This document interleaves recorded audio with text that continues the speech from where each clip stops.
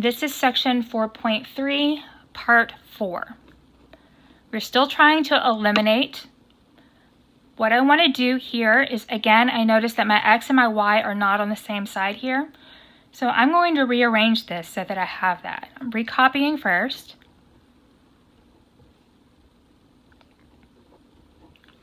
And I'm going to move my 5y over to here by adding 5y to both sides.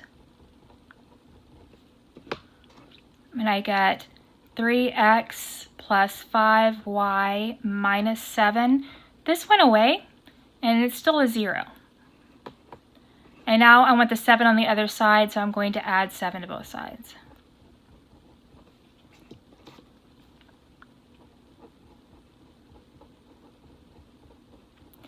You may be getting to where you can do these two steps together, and if you are there, that's fine. It's not an expectation though. So what I've done right here is I've taken this equation and I've transformed it to this. Now I'm going to recopy this here.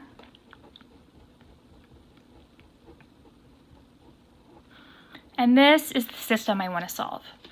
Now here, you may notice that we don't have something that's going to be easily turned into the other.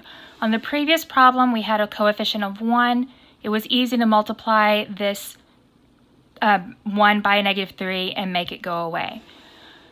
We don't have that here because we have coefficients on all of these. And more than that, I can't easily, take a 3 and multiply it by something and get to a 5. I would have to use fractions. If this were a 6, I can multiply that by a 2 and it would work, but I don't really have that here. So I need to pick one of my two variables to get rid of. And I don't think it really matters that much. I don't think one is particularly easier than the other. So let's just get rid of x. So I'm choosing to get rid of x. What you want to do is you want to look at your coefficients and don't worry about the signs right now. I want to make these numbers the same. It's just like finding a common denominator. If you had a denominator of 3 and one of 5, your common denominator would be 15. So I'm going to turn these into 15s. I'm not worrying about the signs yet. I'll worry about that in a second. To turn the 3 into a 15, I would need to multiply this by a 5. To change the 5 into a 15, I would need to multiply that by a 3. Okay. Now look at your signs. I would have a positive on both of these, correct? Now, it does not matter which one you make negative. It will work out exactly the same way. I'm just going to make the 5 negative, just because. No good reason. Now, remember that we need to distribute all the way through. So this becomes negative 15x minus 25y is equal to negative 35. Here, multiply through, you get 15x plus 12y is equal to negative 30. Be careful with your signs. Now, if I add these together, my 15x's go away. Negative 25y plus 12y would be negative 13y.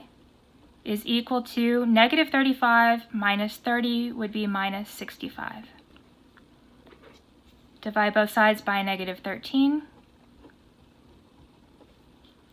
And we get y must equal 5.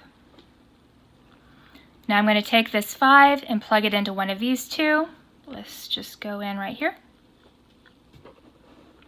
So that would be 3x minus 7 is equal to negative 5 times 5. So that's 3x minus 7 is equal to negative 25. I need to move the 7 over here, so I add 7 to both sides. And I get 3x is equal to negative 18. Divide both sides by 3. And we get x is equal to negative 6. So these two lines, if I were to graph them, They would cross in the point -6, +5.